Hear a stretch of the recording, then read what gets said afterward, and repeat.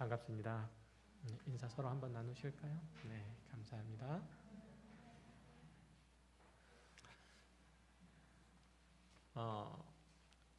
광고 하나 하고 말씀 전해야 되겠는데요.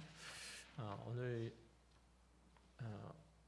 점심 식사 후에 아마 점심 식사 끝나면 12시 한 4, 50분쯤 될 거라고 생각이 되어지는데 되는데 그때 임시 재직회를 잠깐 소그룹실에서 하도록 하겠습니다. 예배당 임대에 관한 의견을 좀 나누고 또 생각과 마음들을 하나 모아야 될 필요가 있어서 그렇게 하는 거니까 재직되시는 분들은 가능하면 함께 참여하셔서 일들에 함께 해주시기 바랍니다. 말씀 함께 나누도록 하겠습니다. 니고데모와 대화를 나눈 후 예수님께서는 유대의 한 시골 마을로 갑니다. 제자들과 함께 거기서 머무르시면서 사람들에게 세례를 베푸셨는데 요한복음 4장 2절에 따르면 예수님께서 세례를 직접 사람들에게 주신 것이 아니라 제자들의 손을 통해서 주신 것이었습니다. 때마침 세례 요한도 그의 제자들과 함께 그 근처 요단강 가에서 세례를 주고 있었죠. 그래서 예수님께서 자기에게 나오는 사람들에게 세례를 주고 있다는 사실도 그는 들을 수 있었죠. 그러자 요한의 제자들이 그에게 와서 하는 말이 라삐어, 당신이 증언하던 이가 이 근처에서 세례를 주니 사람들이 다 그리로 갑니다 라고 말하죠. 이 말에 이런 의미가 있죠. 선생님, 이전에 당신에게 와서 세례를 받던 이가 이제는 자기 제자들을 데리고 나타나서 사람들의 관심과 기대를 그에게로 다 빼앗아 갑니다. 어떻게 좀 해야 되지 않습니까? 라는 그 억울함 혹은 견제의 의미를 담고 있는 내용이었죠. 이에 대한 세례 요한의 답변은 아주 단호합니다. 그리고 이 답변은 우리가 신앙생활을 하는 동안에 곰곰이 곱씹어야 할 가르침 몇 가지가 있습니다. 27절과 28절을 다시 읽으면 이렇게 되어 있습니다. 요한이 대답하여 이르되 만일 하늘에서 주신다 아니면 사람이 아무것도 받을 수 없느니라. 내가 말한 바 나는 그리스도가 아니요 그의 앞에 보내심을 받은 자라고 한 것을 증언할 자는 너희니라. 먼저 세례 요한은 자신은 하나님으로부터 소명을 받은 일 이상은 할 수 없고 자신을 다른 사람과 비교할 수도 없다고 말하는데 특히 예수님의 세례가 하늘로부터 주어진 것이므로 많은 사람들이 예수께 갈 수밖에 없다고 말하죠. 둘째로는 뭐냐면 세례 요한은 자기가 그리스도가 아니라 그분이 오시기 전에 그분에 대하여 증거하라고 보내심을 받은 자임을 명백하게 선언하죠. 세례 요한은 예수님의 길을 예비하라고 하나님께서 보내신 자였고 그도 그러한 자신의 정체와 사명을 똑똑히 알고 있었죠.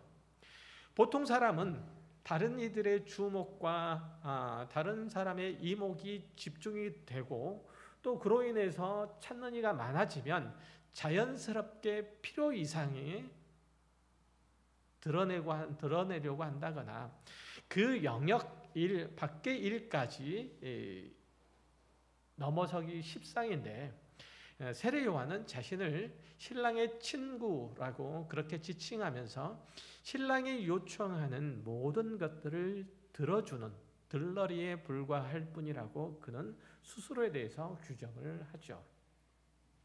셋째로는 세례 요한은 자신이 구약에 속한 자로서 그리스도의 오심을 준비하는 자이기 때문에 예수님께서 본격적으로 그리스도의 사역을 행하시면 그는 마땅히 사라져야 할 존재임을 말하고 있다는 점이에요.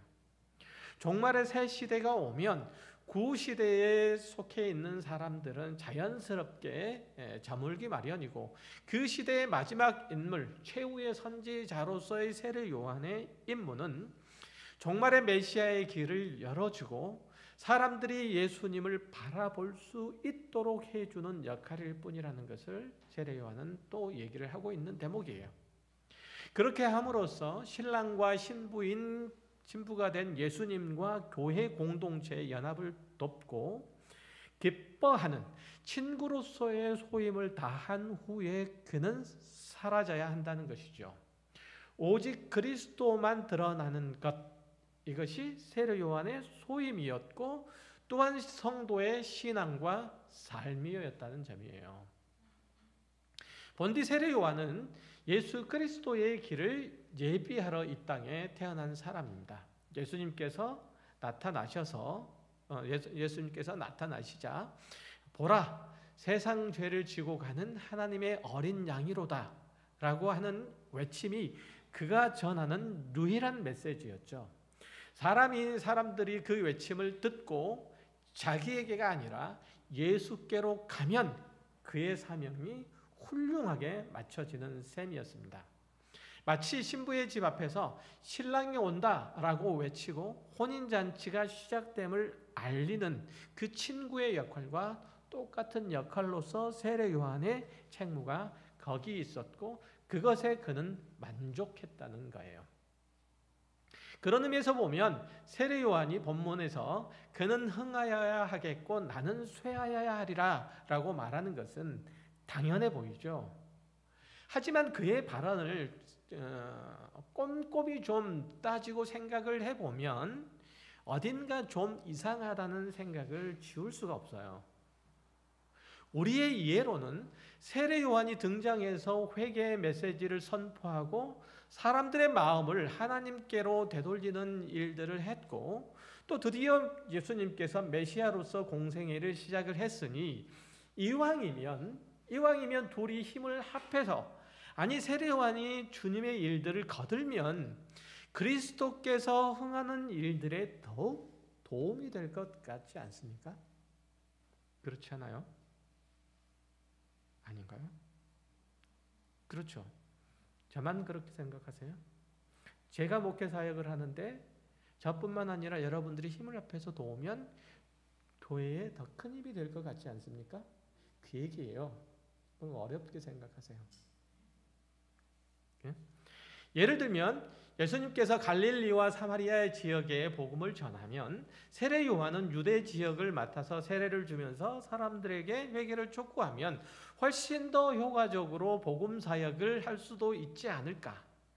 아니면 아무래도 예수님보다는 세례 요한이 유대인들에게 인지도도 좀 있고 적대감도 좀 덜하니까 그가 유대의 종교 지도자들을 상대로 해서 그들이 품고 있는 오해들을 좀 불식시켜서 적대적인 마음들을 누그러뜨리는 것이 예수님의 사역에 좀 도움이 되지 않을까라는 거죠. 하지만 세례 요한은 자신을 그리스도의 길을 예비하는 자라고 그렇게 소개를 하면서 그의 제자들에게 그는 흥하여야 하겠고 나는 쇠하여야 하리라 라고 선포를 하죠. 과연 그의 말대로 세례 요한은 요한복음에서는 더 이상 등장하지 않아요. 물론 마태복음 11장과 누가복음 7장에는 그가 옥에 갇혀 있을 때 그의 제자들을 보내서 오실 리가 그이니까 라고 당신이니까 라고 그렇게 질문하는 내용도 있기도 하지만 그것은 인간으로서의 그의 연약한 모습들을 묘사한 것일 뿐 다른 특별한 내용은 없었어요. 그의 마지막 순간만 확인할 수 있을 뿐이라는 거예요. 자, 그러면 세례 요한의 말대로 그가 쇠하여지고 주님이 흥하여지는 그런 생애를 그는 살았는가? 그가 쇠하여짐으로써 주님께서 흥하여졌는가라고 하는 거예요. 그의 생애와 사역을 좀 요약을 해보면 그는 제사장의 가문에서 예수님보다 6개월 먼저 태어나셨어요. 당시 제사장들의 부정과 부패 그리고 권모술수를 본 그는 광야로 가죠. 그리고 메뚜기와 석창을 먹으면서 살아가면서 경건 생활에 힘쓰다가 하나님의 부르심을 받고 유대 지역으로 와서 엘리야의 심정과 능력으로 짧은 기간만 주를 예비하는 사역을 하다가 헤롯 안디바에 의해서 목배임을 당하고 죽고 말아요. 예수님보다 먼저 6개월 먼저 왔으니까 사역도 훨씬 어떤 의미에서 볼 때 적은 기간 동안에 했다고 볼 수가 있겠죠. 그러니까 당시 관례를 따르면은 예수님뿐만 아니라 세례 요한도 30세부터 나가서 선지자 역할을 했다고 볼 수 있어요. 누군가 앞에 서서 랍비의 역할을 하려면은 적어도 유대 사회에서는 30세가 돼야 하니까 세례 요한도 30대에 그 일들을 시작했다고 볼 수 있고, 그럼에도 불구하고 예수님보다 먼저 세례 요한이 목배임을 당했으니까 더 짧은 기간 동안만 세례 요한은 사역을 한 셈이에요. 어쨌든 그렇게 하고 죽고 말았죠. 우리 생각으로 볼 때는 참으로 허무하게 죽고 말아요. 이런 그의 삶이 예수 그리스도의 사역에 무슨 도움이 됐겠어요? 별로 그런 것 같지 않죠. 왜냐하면 그가 죽임을 당한 것처럼 예수님도 유대의 지도자들의 손에 의해 죽고 말았기 때문에 그래요. 그가 말하는 식으로 그가 쇠하면 예수님께서 흥하여야 되는데 예수님께서도 얼마 되지 않아서 십자가에 못 박혀 죽고 말았다는 얘기예요. 이게 무슨 예수님이 흥하는 일이에요. 그렇죠. 그도 쇠하고 예수도 쇠한 것 아니냐, 이렇게 기대할 수 있죠. 이렇게 생각할 수 있잖아요. 아닌가요? 그렇죠? 동의하십니까? 동의를 해야지 뭔가가 할 수 있어요. 자, 우리로는 세례 요한의 사역이 예수님께 도움이 되었어야 돼요. 누군가를 돕는다는 것은 자기가 손해를 보거나 어려움을 겪더라도 도움을 받는 사람이 실패하거나 망하지 않도록 하는 거예요. 그런데 우리 기준으로 볼 때 세례 요한의 쇠하여짐이 그리스도께서 쇠하여지는 것을 막지 못했다는 거예요. 세례 요한이 감옥에 갇히고 그의 제자들도 흩어짐으로 인해서 예수님이 유대 사회의 전면에 등장하셔야 되고 많은 이들이 그를 따르겠노라고 고백해야 되고 실제로 예수님께서 많은 세력을 구축해야 맞아요. 또 그가 목배임을 당한 것이 메시아 사역, 예수님께서 메시아의 사역의 성공으로 이어져서 도탄에 빠진 이들이 구원을 받아야 맞아요. 그런데 예수님은 십자가에 못 박혀 죽고야 마시잖아요. 마치 세례 요한의 사역과 죽음이 소용없다 혹은 가치 없다라고 증명이나 하듯이 그렇게 속절없이 유대의 대제사장과 종교 지도자들의 마수에 걸려서 예수님께서도 33세 짧은 생애를 마치고 말잖아요. 그러면 오늘 본문에서 그는 흥하여야 하겠고 나는 쇠하여야 하리라 라는 요한의 선포가 다 허풍이고 다 허세일까요? 아니면 세례 요한은 자기가 쇠하여짐으로써 주님이 흥해지리라고 기대했던 것이 잘못일까요? 많은 그리스도인이 오해하는 것이 바로 이 대목이에요. 이들은 그리스도께서 이 땅에 오셔야만 했고 또 이 땅에서 이루신 것이 무엇인지를 자꾸만 망각을 해요. 우리가 그렇다는 얘기예요. 하나님이 사람이 되셔서 이 땅에 오신 것은 죄로 인해서 저주 가운데 살다가 결국은 하나님의 영원한 심판, 형벌을 받을 수밖에 없는 자들을 구원하시기 위해서 왔고 그 구원은 메시아의 죽으심으로서만 이루어진다는 얘기죠. 예수께서 하나님이 보내신 메시아이심을 드러내는 유일한 길은 그가 십자가를 지는 것밖에는 없는 거예요. 그가 하나님의 나라의 영광의 왕임을 선포하는 유일한 방법은 자기 목숨을 많은 사람의 대속물로 주는 거예요. 이게 예수께서 하나님의 영광의 왕이신 것을 선포하는 유일한 방법이에요. 곧 그가 이 땅에 오신 목적은 죽음으로서만 이룰 수 있다는 얘기죠. 주님은 이런 식으로만 행하셔야 해요. 만약 예수님이 죽으심을 담보로 하지 않고 이루어지는 일들이 있다면 그것이야말로 그리스도를, 예수를 쇠하게 하는 일이고 하나님의 영광을 가리는 일이에요. 그것은 성도에게도 마찬가지죠. 혹시 여러분이 남에게 베푸는 희생이나 봉사나 사랑이 내가 이 정도면 괜찮지 않나? 내가 이 정도까지 하는데 저 사람이 이제는 좀 변할 때도 되지 않았냐? 라는 마음이 들게 한다면 그것은 십자가를 무익해 하는 일이에요. 여러분이 추구하는 의로움과 거룩함이 오히려 그리스도의 십자가의 보혈을 필요 없게 하나님 앞에서 여러분의 마음을 떳떳하게 한다면 그것은 그 아들을 주신 하나님을 욕되게 하는 거예요.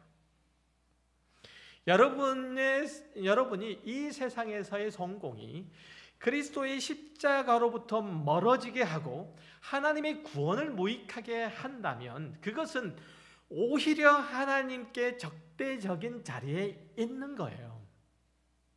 흔히 저 사람은 법이 없어도 살 수 있는 사람이야, 살 사람이야 라고 말하듯이 누군가가 여러분에게 이 사람은 예수가 없이도 살 사람이야, 이 사람은 예수를 안 믿어도 천국 갈 사람이야 라고 말한다면 그만큼만 큰 저주는 없는 셈이에요.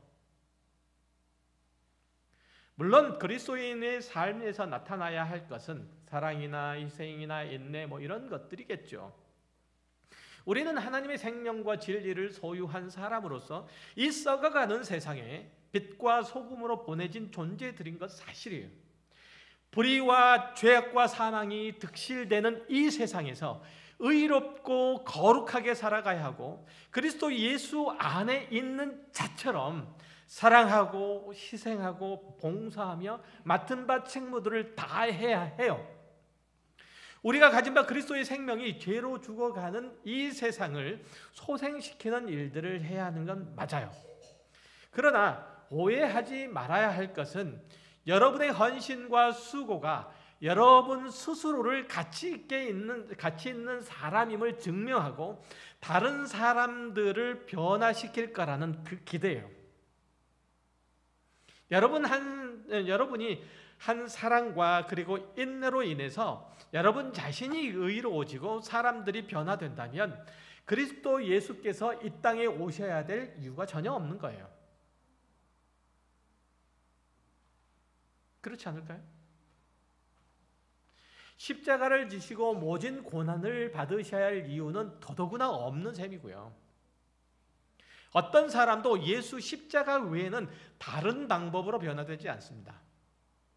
십자가 없이 사람의 근본적인 변화를 꾀하려고 한다면 그것은 기독교 신앙이 아니죠. 서양의 교육 철학이나 동양의 신비 종교에서 자기를 수양하는 것과 뭐가 달라요? 사도 바울은 고린도전서 2장 1절 이하에서 이렇게 고백하죠. 형제들아, 내가 너희에게 나아가 하나님의 증거를 전할 때에 말과 지혜의 아름다운 것으로 아니하였나니 내가 너희 중에서 예수 그리스도와 그가 십자가에 못 박히신 것 외에 아무것도 알지 아니하기로 작정하였습니다. 내가 너희 가운데 거할 때 약하고 두려워하고 심히 떨어노라. 내 말과 내 전도함이 설득력 있는 지혜의 말로 하지 아니하고 다만 성령의 나타나심과 능력으로 하여 너희 믿음이 사람의 지혜에 있지 아니하고 다만 하나님의 능력에 있게 하려 하노라. 바울은 시체말로 많이 배운 사람이죠. 로마 시민으로서 헬라 철학의 깊은 곳까지 들어갔고 바리새인으로서 유대의 율법에 능통한 인물이었어요. 그뿐만 아니라 그가 가진 신념은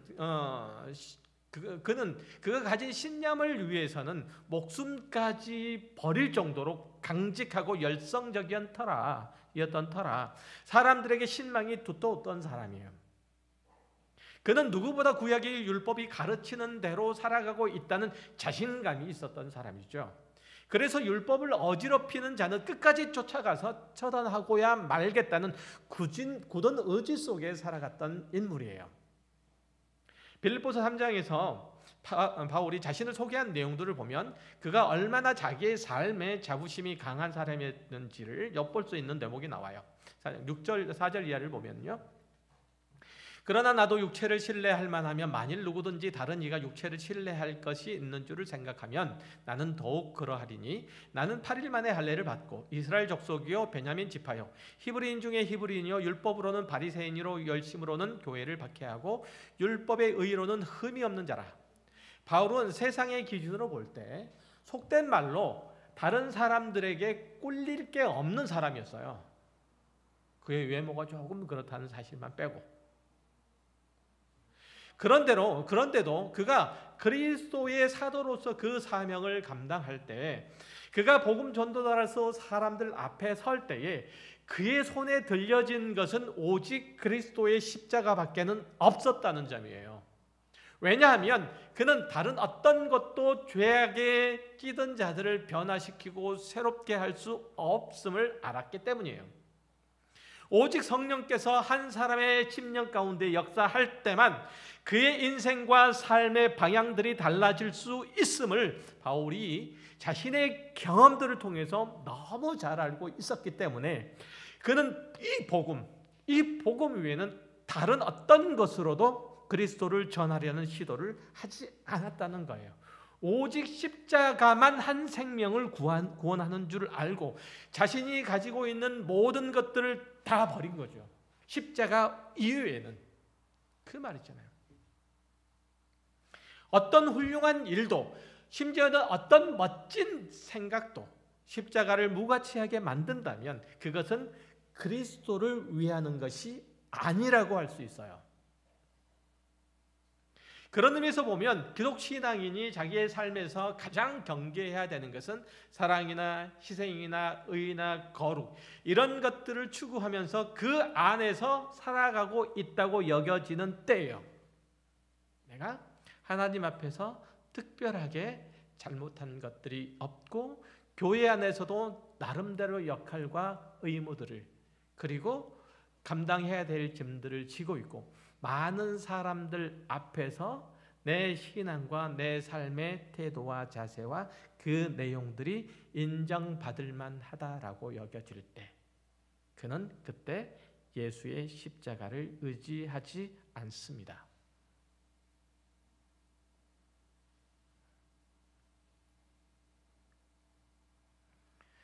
만약 예수 없이도 사람이 거룩해질 수 있다고 여긴다면 그거는 기독교가 아니고, 그가 지신 십자가 없이도 사람이 의로워질 수 있다고 믿는다면 그거는 기독교인이 아니에요. 제 아무리 박애정신과 인류애로 무장하고 성자 같은 삶을 살았다고 하더라도 십자가 밖에 있으면 그는 그리스도인이 아니에요. 그리스도의 사람이 아니죠. 사람을 사랑하는 마음으로 평생을 아프리카 오지에서 의사로서 또 다른 무엇으로서 헌신을 했더라도 그것이 하나님의 사랑에서 나온 것이 아니라면 그것이 결코 사람의 영혼을 변화시키지는 못해요. 그래서 마태복음 16장 24절 이하에서 주님은 이렇게 말씀하시죠. 이에 예수께서 제자들에게 이르시되 누구든지 나를 따라오려거든 자기를 부인하고 자기 십자가를 지고 나를 따를 것이니라. 누구든지 제 목숨을 구원하고자 하면 잃을 것이요 누구든지 자기를 위하여 제 목숨을 잃으면 찾으리라. 많은 성도들이 자기에게 있는 멍에나 짐 같은 것들을 사실은 십자가로 오해 많이 하죠. 예를 들어서 말썽 피우는 자식이 있으면 아이고 저놈이 바로 내 십자가야 이렇게 말한다든지, 오랫동안 알아온 질병이 있어도 아이고 이것은 내 십자가 아닌 참고 살아야 되지, 이런 식으로 체념하듯 말하기도 하죠. 그것은 십자가라고 표현하는 것이 아니라 자신에게 주어진 멍에이고 짐이에요. 또는 가시라고 표현하기도 하죠. 자기 십자가는 자기의 죽음을 의미해요. 자기의 죽음을. 여기서도 24절에서 뭐라고 하죠? 자기를 부인하고 십자가를 지라라고 하는데, 자기를 부인하는 것과 십자가를 지는 것은 그 뜻을 강조하기 위해서 같은 내용을 반복한 거예요. 자기를 부인하는 것과 자기 십자가를 지는 것은 의미상으로 똑같은 거야라는 얘기예요. 내용상으로. 그래서 이게 이제 그 의미는 뭐냐면 자기 십자가를 진다는 것은 자기와의 인연을 끊어버린다는 의미예요. 왜냐하면 모든 인간이 자기 안에 가지고 있는 것은 그리스도를 따르는 데 필요하거나 유용한 것이 아무것도 없기 때문에 그래요.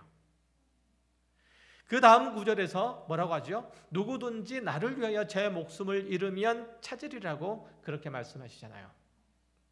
사도 바울이 빌립보서 3장 8절에서 이렇게 고백하죠. 또한 모든 것을 해로 여김은 내 주 그리스도 예수를 아는 지식이 가장 고상하기 때문이라. 내가 그를 위하여 모든 것을 잃어버리고 배설물로 여김은 그리스도를 얻고 그 안에서 발견되려 함이니 내가 가진 의는 율법에서 난 것이 아니요 오직 그리스도를 믿음으로 말미암은 것이니 곧 믿음으로 하나님께로부터 난 의라. 그리스도를 따르는 자가 자기 애와 자기 집착을, 다시 한번요, 그리스도를 따르는 자가 자기 애와 자기 집착을 끊어버리지 않으면 그는 결코 하나님의 나라를 볼 수 없을 것이며, 반대로 그가 하나님의 나라를 경험하기 위해서는, 맛보기 위해서는 자기 욕심과 아집과 죄악과 자기 사랑을 버리는 자예요. 그렇게 될 때만 결국은 그는 하나님의 나라의 복된 잔치에 초대될 거예요. 우리가 무엇을 소유해야 그리스도를 따를 수 있다거나 무슨 업적을 세워야 하나님의 나라에 들어갈 수 있는 것이 아니에요.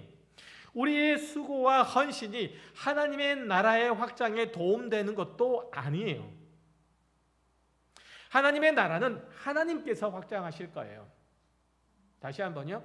하나님의 나라는 하나님께서 확장하시는 것이 우리가 확장하는 것이 결코 아니에요. 우리는 하나님의 나라의, 그 나라의 백성으로서 그분의 말씀에 충성하고 그 인도하심에 순종하여 그 나라를 기뻐하고 누리는 것 이외에는 없어요. 그런데 우리는 내가 가진 것으로 하나님께 도움이 될 수 있고 내가 드린 헌신이 그리스도께 보탬이 될 수 있다고 착각을 하죠.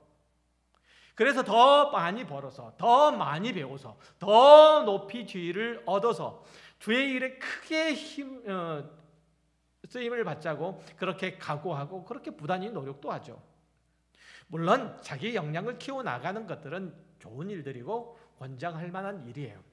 그러나 하나님이 우리의 돈이나 권세나 지식의 도움을 받으시는 분일까요? 그렇게 하셔야만 하나님께서는 당신의 일들을 하실 수 있으실까요? 우리가 가진 어떤 것으로 하나님께서는 도움을 받지 않으시는 분이세요. 물론 하나님께서 우리를 통해서 일하시죠. 그건 하나님께서 손이 없어서가 아니고 능력이 없으셔서가 아니고 그 일들을 통해서 하나님의 사람으로 키워가시기 위함이에요. 하나님을 알도록, 하나님을 경험하도록, 하나님을 배우도록, 그리고 하나님의 그 거룩하고 영광스러운 일들에 동참시키시고자, 그 복된 일들을 동참시키시고자 하나님께서 저와 여러분을 부르신 것뿐이란 얘기예요.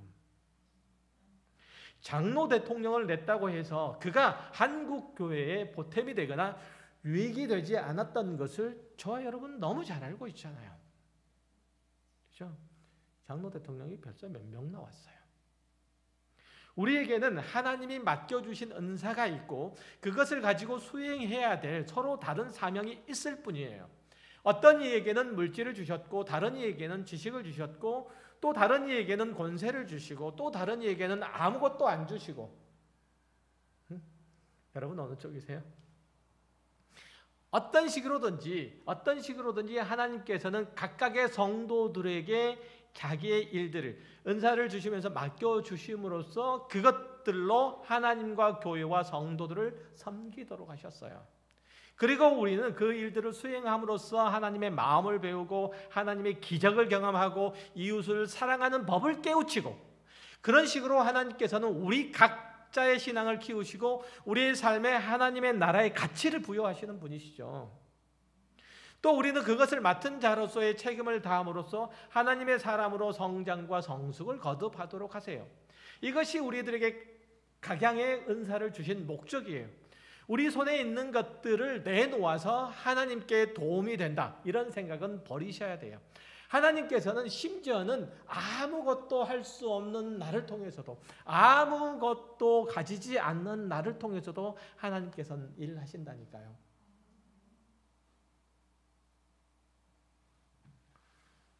저 사람은 나 같았으면 죽을 것 같은데 저 사람 어떻게 살지? 아무것도 갖지 못해서, 아무것도 잊지 못해서 나 같으면 죽을 것 같은데 저 사람처럼 비참하고 저 사람처럼 불행한 사람이 또 있을까? 그런데도 웃고 사네. 이건 정말 대단한 거예요. 은사를 가지고 하나님 앞에서 그리스도인으로서 서는 것보다 은사 없이 서는 것이 더 힘들죠. 그렇잖아요. 어쨌든 그런 모든 일들을 해나감에 있어서 우리는 자기 십자가를 지고 그리스도께서 앞서가신 골고다를 뒤따라가야 돼요. 그럴 때만 그리스도가 흥하시는 거예요. 그리스도의 십자가가 보이는 거예요. 그럴 때만. 먼저 그리스도께서 우리를 위하여 죽으시는 일이 있으셨기에 우리라는 존재가 있게 된 거예요. 만약 예수께서 십자가를 거절하셨다면 내 아버지여 만일 할만하시거든 이 잔을 내게서 지나가게 하옵소서 이렇게 기도하지 않으시고 반드시 이 잔을 내게서 지나가게 하옵소서라고 하시고 유대 대제사장과 종교 지도자들과 싸우는 길을 선택했더라면 저와 여러분은 이 자리에 없는 거예요. 그러나 마태복음 16장 21절에서 주님은 이렇게 말씀하시죠. 이때로부터 예수 그리스도께서 자기가 예루살렘에 올라가 장로들과 대제사장들과 서기관들에게 많은 고난을 받고 죽임을 당하고 제3일에 살아나야 할 것을 제자들에게 비로소 나타내시니, 여기서 보다시피 예수님은 당신이 죽으러 왔다고 말씀하세요. 그런데 우리는 왜 예수님이 죽으셔야 하는가? 우리를 위해 큰 일들을 하셔야 하는데 누군가가 예수님을 해치지 못하도록 우리가 나서서 반드시 주님을 지켜서 이 세상을 뒤집을 만한 대업을 예수님께서 성취하시도록 우리가 돕자라고 우리는 생각을 하죠. 이런 생각은 베드로와 제자들도 나머지 제자들도 똑같았어요. 이어지는 22절 이하를 보면 베드로가 이렇게 반응해요. 베드로가 예수를 붙들고 항변하여 이르되 주여 그리마옵소서 이 일이 결코 주께 미치지 아니하리이다.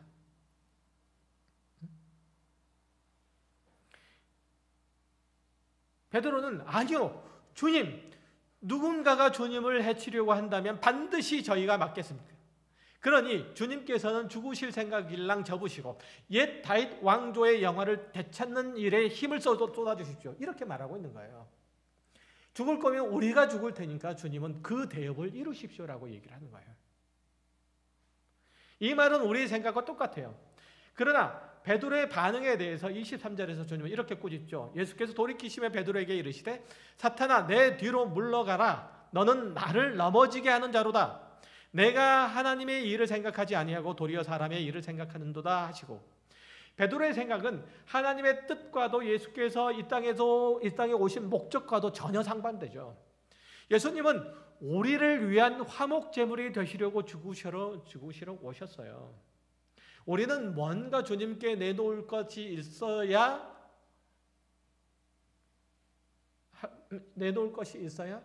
유익이 되고 도움이 된다고 생각을 하죠.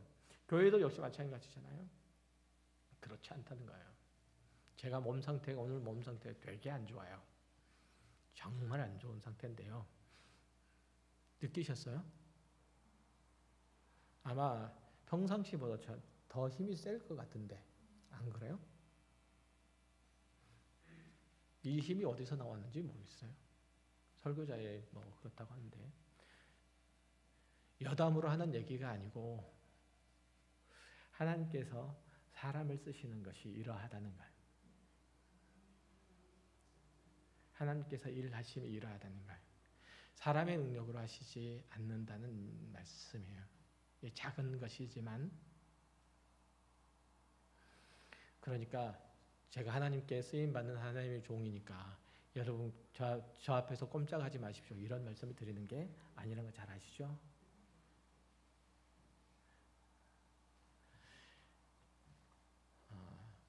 우리같이 쓸모없는 자들과 하나님께서는 함께 하신다는 말씀이세요. 어쨌든 그러면 왜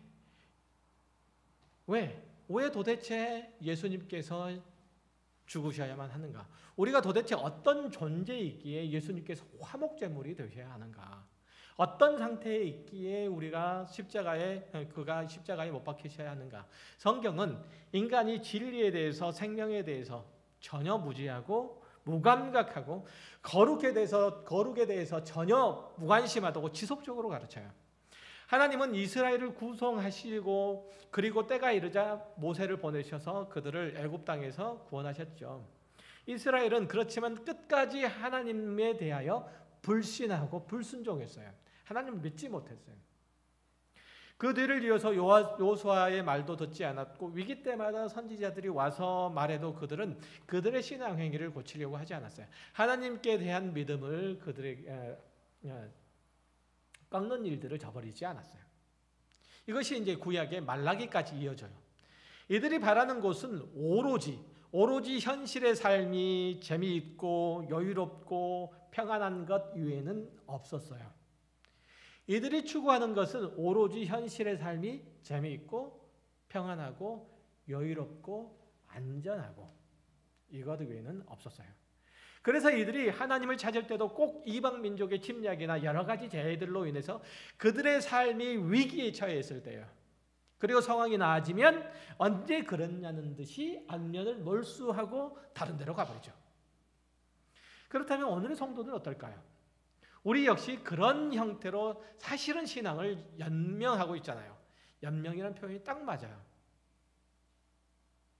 하나님께서 때때로 이렇게 오셔서 하나님이 살아계심과 우리의 생사화복을 주관하시는 분이심을 여러분들의 신앙의 체험들을 통해서 보여주시지 않았더라면 그나마 있던 신앙마저도 다 날아갈 판이에요. 이것이 인간의 본성 뿌리 깊이 박혀있는 하나님께 대한 불신앙과 불순종 때문이에요. 여러분뿐만 아니라 모든 인간이 다 그러하다는 거예요. 그러니까 여러분 자책하라는 뜻이 아니고 과연 하나님께서 내 편이실까? 하나님께서 과연 나를 선한 방향으로 이끌어내실까? 하나님께서 내 인생을 혹시 망치시지는 않을까? 아니 이것도 저것도 다 떠나서 하나님께서 나에게 관심이나 있으신 걸까? 이 질문에 스스로 부정적인 답변을 내놓는다면 여러분은 지금 있는 자리에서 한 걸음도 하나님 앞으로 더 나아갈 수 없어요. 하나님께서 우리를 위해서 그의 독생자를 주셨는데 속된 말로 표현하면 올인하신 거예요. 올인. 우리에게 가장 시급하고 가장 중요하고 가장 필요한 것이 우리의 생명을 구원하시는 일이기에 그가 십자가의 대속 제물이 되신 거죠. 그의 죽으심은 우리뿐만 아니라 모든 인간에게 다 마찬가지예요. 다른 것으로는 대체할 게 없기 때문에 그의 십자가는 필수 불가결한 것이었어요. 그렇게 하나님의 나라는 이 땅에 세워졌고 예수 그리스도께서는 당신의 목숨을 내어주심으로써 그 나라의 영원한 왕이 되셨고 우리는 의롭다 하심을 받았고 그 나라의 백성이 된 거예요.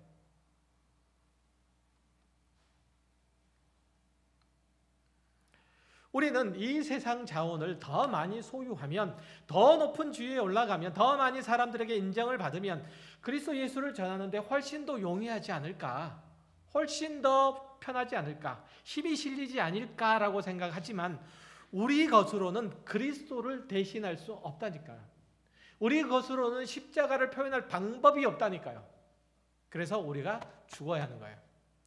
그래서 사도 바울이 자신이 가지고 있는 것들을 배설물처럼 다 버려야 하는 거예요. 그래서 예수에는 심지어 예수 그리스도께서 보여주신 여러 표적들도 예수님께서 주신 그 십자가 말고 예수 그리스도의 표적들조차도 유대인들을 회개시키거나 구원으로 인도하지 못했던 것들을 생각해 보면 충분히 짐작할 수 있잖아요. 그러면 우리가 의롭고 거룩하게 살면 사람들이 변하는가요? 우리가 충분한 사랑과 헌신과 봉사와 섬김의 태도로 사람들을 대하면 그들이 감동해서 그리스도 예수 앞으로 오는가요? 그들이 변화되어서 사람이 되는가요? 결코 그렇지 않아요. 저는 많은 경험해요. 여러분들도 그러시겠지만 우리가 의롭고 거룩하게 살면 세상은 우리를 바보로 여겨서 등을 치려고 덤빌 거고, 우리가 사랑을 베풀면 세상은 우리를 봉으로 여겨서 마구 빼앗아 이용하려고 덤빌 거예요. 이때 우리가 할 수 있는 일은 하나님, 한 번만 저 사람들에게 본때를 보여주고 싶습니다. 저에게 힘을 주십시오. 삼손이 기도했던 것처럼. 이렇게 기도하는 것이 아니라 주님께서 십자가에 운명하시기 전에 스데반 집사가 돌에 맞아 죽기 전에, 순교하기 전에 하나님께 기도했던 것처럼 아버지, 저들의 죄를 사하여 주옵소서. 저들은 자기들이 하는 것을 알지 못합니다. 이렇게 죽는 거예요. 그러면 우리를 핍박하는 이들이 고민하겠죠. 왜 이 사람들이 죽으면서도 감사할 수 있는가? 왜 이들이 망하면서도 반항하지 않고 기꺼이 그 결과를 담담하게 받아드는가? 아마도 적지 않은 충격으로 다가올 거예요. 그러던 어느 날 성령께서 그에게 역사하시고 그의 마음을 흔드시면 그는 그리스도 예수의 십자가 앞에 직면하게 될 거예요. 그리고 그 날에 그들은 변화하게 되겠죠. 십자가가 그들의 심령에 아로 새겨지는 날, 하나님이 그들의 죄의 참상을 보게 하시는 그 날, 그들은 회개해서 새로운 나라를 보게 될 거예요. 그 나라 안으로 들어오게 될 거예요. 이것이 여러분이 먼저 은혜의 십자가를 경험한 이유이기도 해요. 그렇다고 여러분이 죽어서 그들이 변화되는 것은 아니에요. 여러분이 희생해서 그들이 새로워지는 것도 아니에요. 여러분의 도덕적인 행위와 선한 양심이 그들을 변화시킬 수는 없어요. 거룩하고 의롭고 선하게 사는 것은 모든 그리스도인들의 책임일 뿐이고 또한 그리스도인이 누려야 할 최고의 복일 뿐이에요. 복이에요. 우리의 거룩함과 의로움 자체가 사람들에게 뭔가 울림을 주고 구원의 계기가 될 수 있다고 생각하면 안 돼요. 다만 하나님께서 그 모든 상황에서 역사하셔서 그를 긍휼히 여기시고 큰 구원의 은혜를 베푸실 때 그것이 그들의 언어로 다가가게 되는 거죠. 우리가 의롭게 살아가는 것들이, 거룩하게 살아가는 것들이 하나님의 말씀으로서 그들에게 다가가게 된다는 거예요. 이해되세요? 이해가 안 되시나 보다. 그래서 우리는 하나님의 긍휼과 자비를 구해야 되죠. 하나님, 이 사람을 불쌍히 여겨 주옵소서. 제 힘과 능력과 노력으로는 이 사람을 바꾸고 구원할 수 없습니다. 그리스도의 십자가의 능력이 나타나야 합니다. 이렇게 기도하는 자의 마음은 하나님께서 결코 외면하지 않으세요. 우리가 그리스도를 전하면서 그를 설득하려고 한다거나 감동케 하려고 하는 것은 잘못된 시도예요. 우리가 할 수 있는 일은 그리스도의 죽음이 드러나도록 하는 것밖에는 없어요. 그분의 십자가가 선명히 보이도록 살아가는 것밖에는 없어요. 그럴 때에 하나님께서 그 사람에게 역사하셔서 그리스도와 그를 보내신 하나님에 대한 믿음을 일깨우실 거예요. 빌립보서 4장 20절 이하에서 이렇게 말씀하세요. 말씀 보세요. 나의 간절한 기대와 소망을 따라 아무 일에든지 부끄러워하지 아니하고 지금도 전과 같이 온전히 담대하여 살든지 죽든지 내 몸에서 그리스도가 존귀하게 되게 하려 하나니 이는 내가 사는 것이 그리스도니 죽는 것도 유익함이라. 이런 얘기예요. 비장한 각오를 하라고 제가 읽어드린 게 아니에요.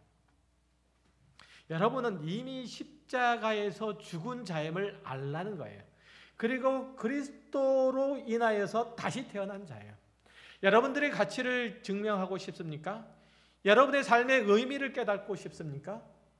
여러분들의 삶의 진정한 목적을 찾고 싶습니까? 그러면 그리스도 안에서 보십시오. 그리스도 안에서 찾으십시오. 우리가 사는 진정한 의미와 가치와 목적은 예수 그리스도를 나타내는 것이고 여러분이 살아가면서 겪는 모든 결핍과 손해를 예수 그리스도께 가서 채우세요. 여러분의 억울함과 비참함도 예수 그리스도의 십자가 아래서 위로를 받으시라는 거예요. 여러분이 뭔가 결핍됨을 느끼십니까?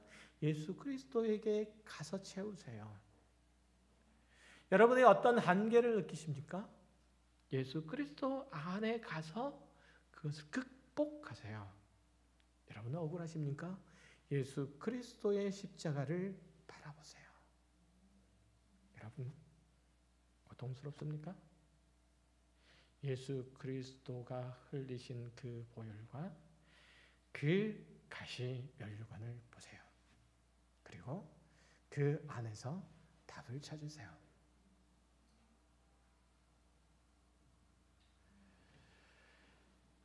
그리고 하나님의 선하심을 기대하세요. 그리고 다시 여러분을 억울하게 했던, 고통스럽게 했던, 여러모로 손해를 끼쳤던 그에게로 가세요. 그에게로 가서 그가 하나님과 화평하도록 그렇게 하나님께 기도하며 그와 또한 삶을 나누세요. 이어지는 빌립보서 1장 23절 이하에서 보면 바울이 빌립보 성도들에게 이렇게 고백해요. 내가 그 둘 사이에 끼었으니 차라리 세상을 떠나서 그리스도와 함께 있는 것이 훨씬 더 좋은 일이라. 그렇게 하고 싶으나 내가 육신으로 있는 것이 너희를 위하여 더 유익하리라. 내가 살 것과 너희 믿음의 진보와 기쁨을 위하여 너희 무리와 함께 거할 이것을 확실히 아노니 내가 다시 너희와 같이 있으므로 그리스도 예수 안에서 너희 자랑이 나로 말미암아 풍성하게 하려 함이라. 그렇죠. 사도 바울이 뭐예요? 고통스럽다는 거죠. 괴롭다는 거예요.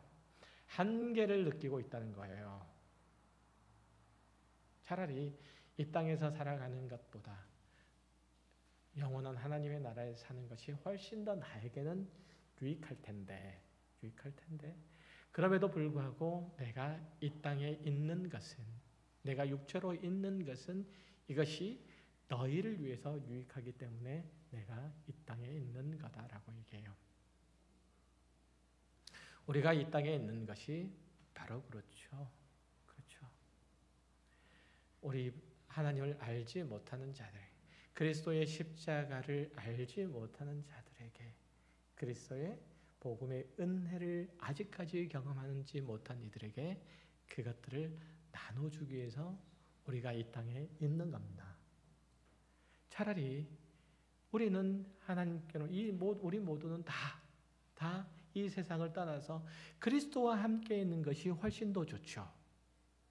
그러나 우리로 인하여서 그래도 이 세상은 살만하다고 위로를 얻고, 그래도 세상은 살만하다고 소망을 얻고, 아직까지 내 편이 되어주는 사람이 있다는 힘을 얻는 이가 있었으면 좋겠다. 이게 우리가 이 땅에 존재하는 이유 중에 하나라는 사실들을 생각하시고, 그래서 우리의 쇠함으로 인해서 그리스도와 그가 지신 십자가가 흥하는 일이 있었으면 좋겠습니다.